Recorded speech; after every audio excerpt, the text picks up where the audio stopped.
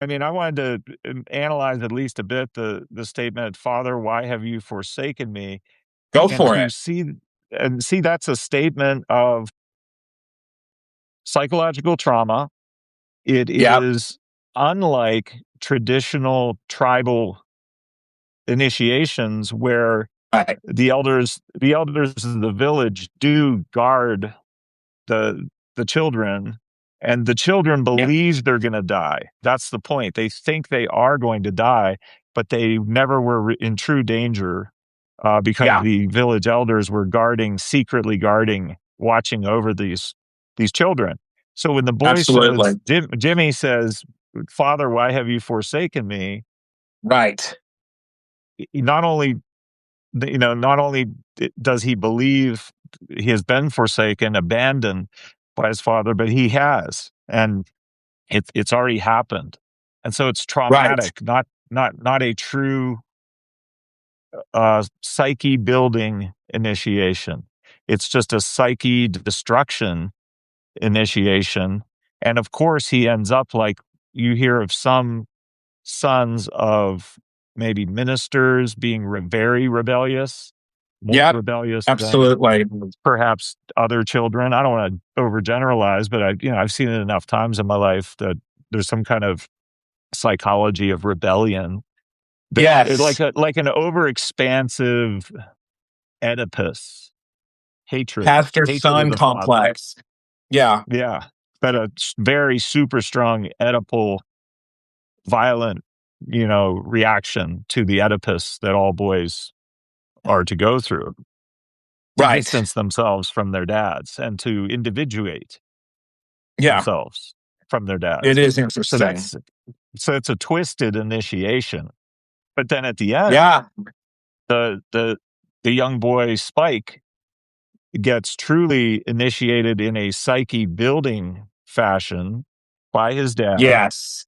and goes through a true but normal, typical Oedipal rebellion against his dad.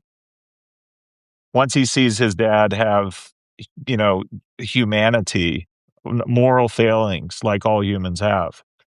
When he sees his father cheating on his sick mother, who we find has Exactly. cancer, you know, Yes. which he's human. The dad is human, not a Right. god.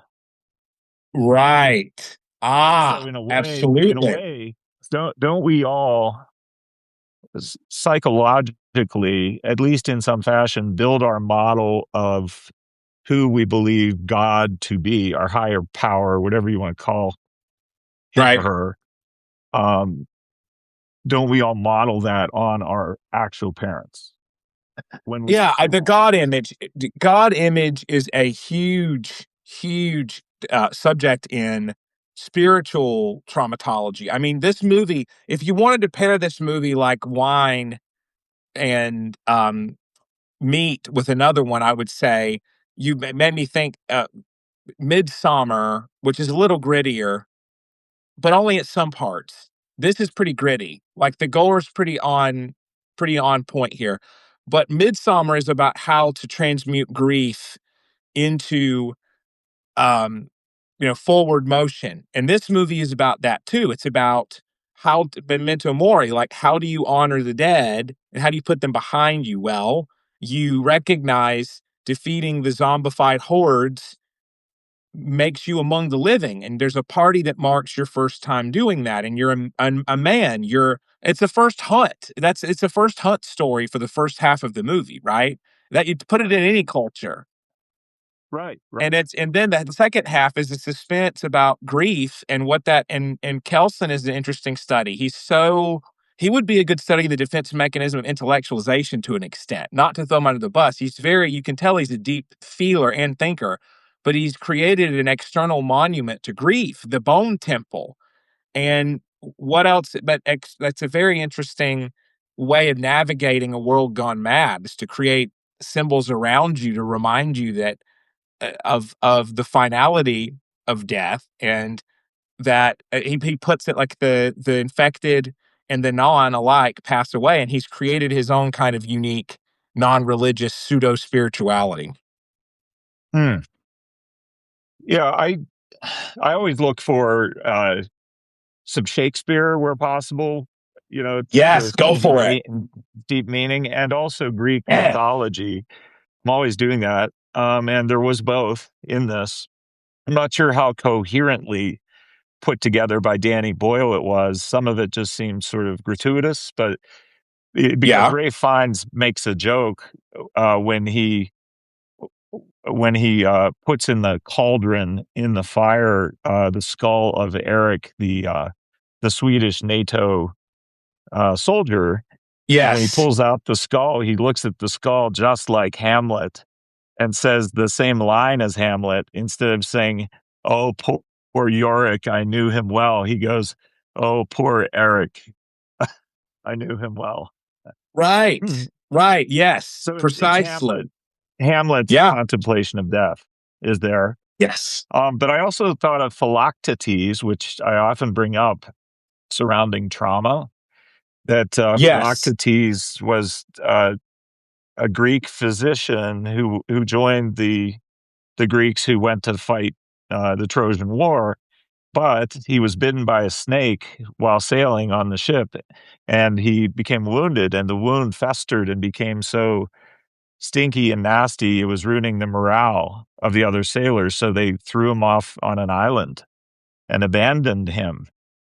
And he's the physician who possessed the bow and arrows of Hercules.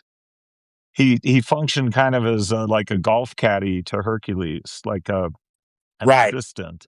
And he Yeah. Just volunteered like in the to die, movie. Yeah. like in the movie. Yeah, and eventually he gets the honor of lighting the funeral pyre for Hercules and receiving his magical, powerful bow and arrows.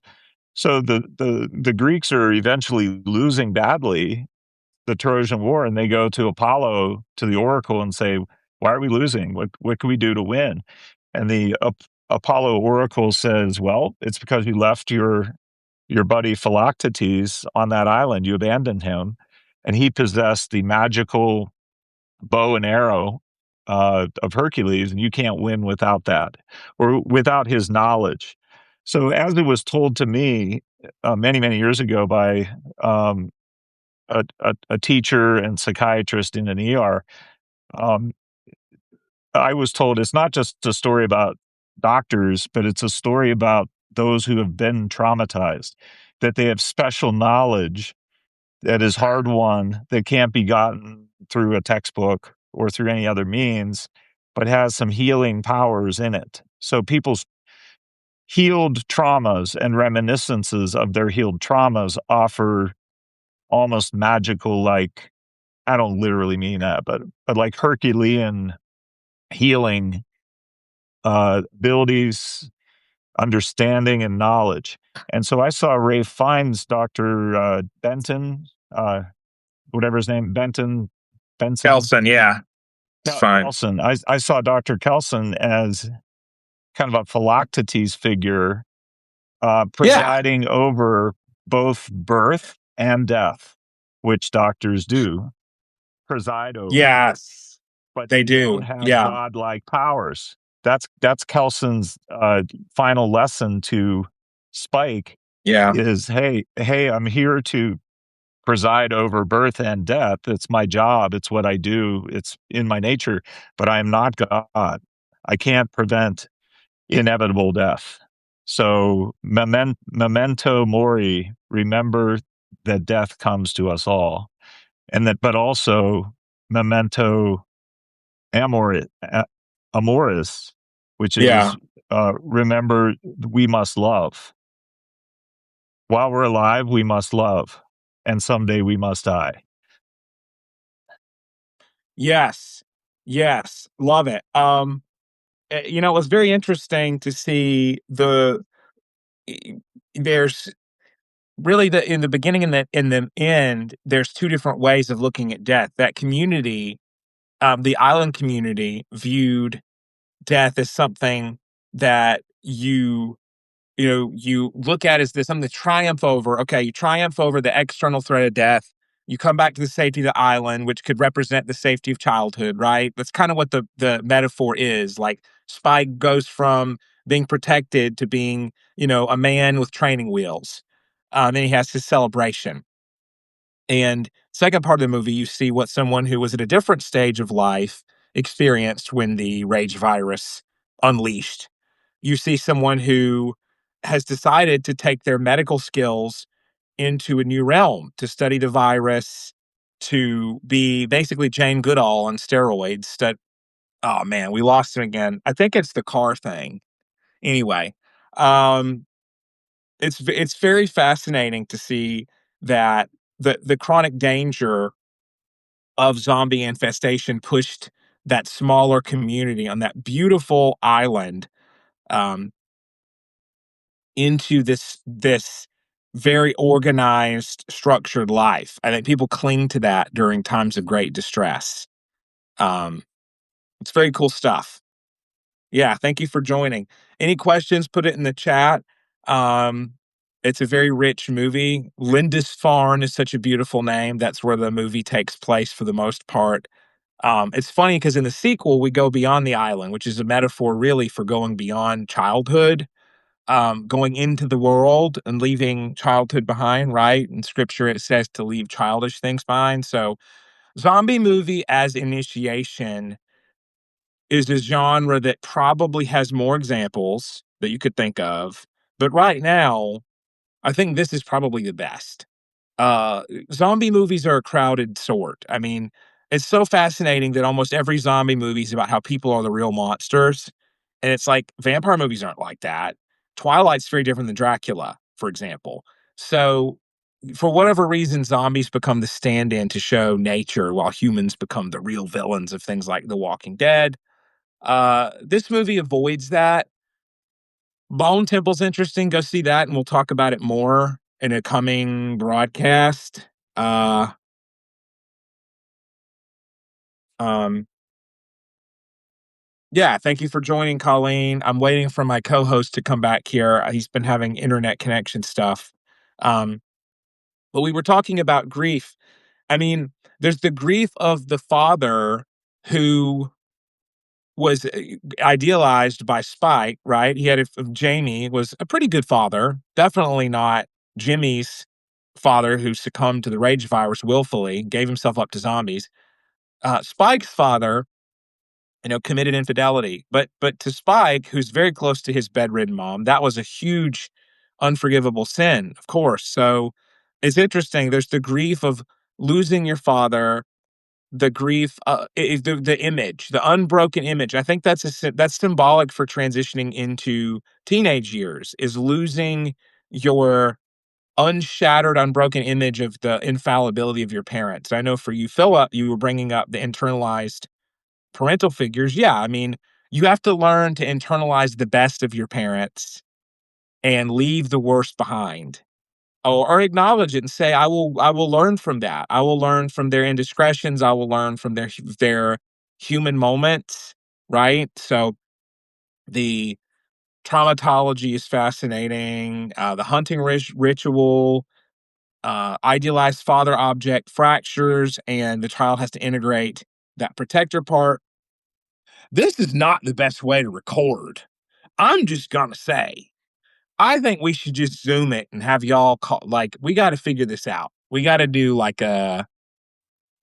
some kind of a Riverside thing where we just broadcast here. The problem is that we would have to broadcast it to only one of our streams, I think. But whatever. I mean, it.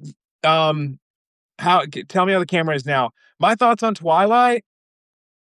I think that it's a good metaphor for the feminine and the masculine. I mean, any if a woman loves you, she's going to look at you like Bella does Edward. And the kind of masculine knowledge of so Edward is very competent and he's experienced and intelligent. And so and he's also a warrior. So you can have your cake and eat it too with vampire movies, because you can say this guy is very refined like Edward, but he's also an absolute badass. And so it's hard to have that cake and eat it too in real life, except with me, of course. And I'm a comedian. How about that?